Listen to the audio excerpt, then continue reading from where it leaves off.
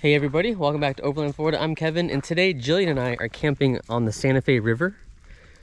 This right here is the Itchinatucky River. Itchinatucky Springs is right up there. There's Goose, of course. Right here is where it joins the Santa Fe River, and we're camped about 300 yards up right on the river. And it's a pretty beautiful Friday afternoon. I think it's gonna get into the 40s tonight.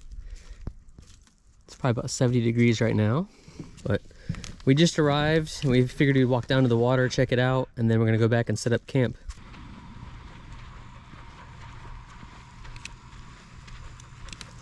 We made it back to camp, and this is our accommodations for this evening. We got the Ford Maverick, we got a fire pit, we got a picnic table, of course the Santa Fe River right there. Over here we have some electric and a little sink so we can wash the dishes and prepare food and whatnot. I forgot to charge the rock pals from the last time we went camping. It's only at 33%, which should be more than enough for tonight. I'm just gonna run the refrigerator and some LED lights.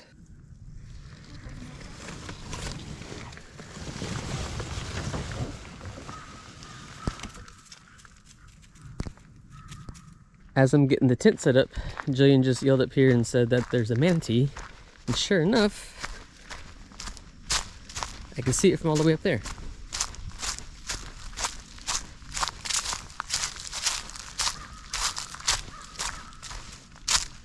This might be Goose's first manatee.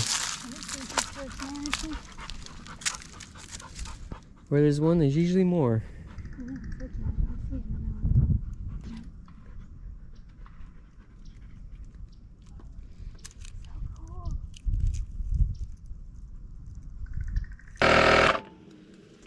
We're at about 55 psi, which that should be perfect for washing dishes and maybe getting a shower later.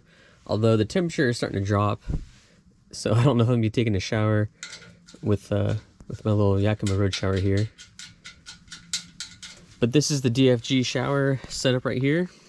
Unfortunately, the truck is relatively short, so if you're a taller person, you'll be sticking out pretty far.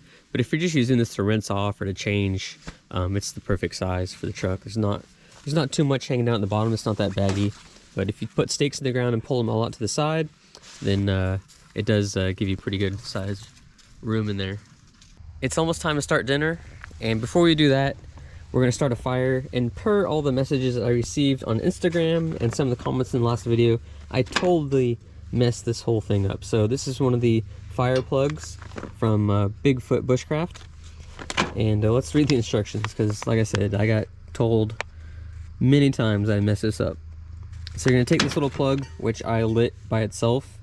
You're going to pull it apart, and you're going to break all the fibers apart, and then you're going to take the ferro rod and you're going to light it with that. So let's try this again. As you can see right there, I broke it in half, pushed them together like it says in the instructions, and I got the fibers exposed, so it's kind of fluffy like a little cotton ball. So we're going to see if it's going to start a little easier, and I'm going to set it right here on top of this wood. All right.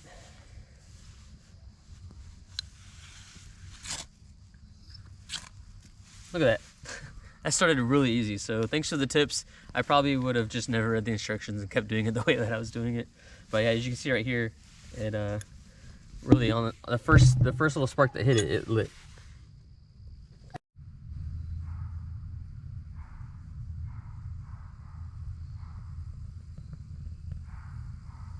We still have a lot of leftovers from our last camping trip, so we're going to be cooking basically the exact same meal. I have 2 chicken breasts right here, and with the chicken breasts, I'm going to be using this Island teriyaki sauce. It's freaking delicious. I highly recommend it. I have this steak right here that we're going to be using the Everglades seasoning with. And then I have a package of brown rice from Publix. You don't have to add water or anything. You basically just open it up, pour it in the pan, and heat it up. It's all ready to go, and should be a nice, pretty good meal. Here's a little update on the dinner. There's the chicken with the teriyaki sauce. We got the rice. We also have the steak, still cooking, a little pink in the center. And that's all there is to it. And it probably only takes about 15 minutes to create this whole meal. Usually I have vegetables, but we didn't feel like stopping at Publix, and I didn't have any leftover vegetables, so we have no carrots or broccoli tonight. Now it's about 8 o'clock in the morning. I'm gonna make some hot chocolate, probably some oatmeal, and I'm gonna be using Jillian's jet boil. This thing's actually pretty neat. We have a very slight breeze this morning, so I had to put this case right here to block the wind because it kept blowing out. But I should have some boiling water here in a minute or two. Good morning, Goose.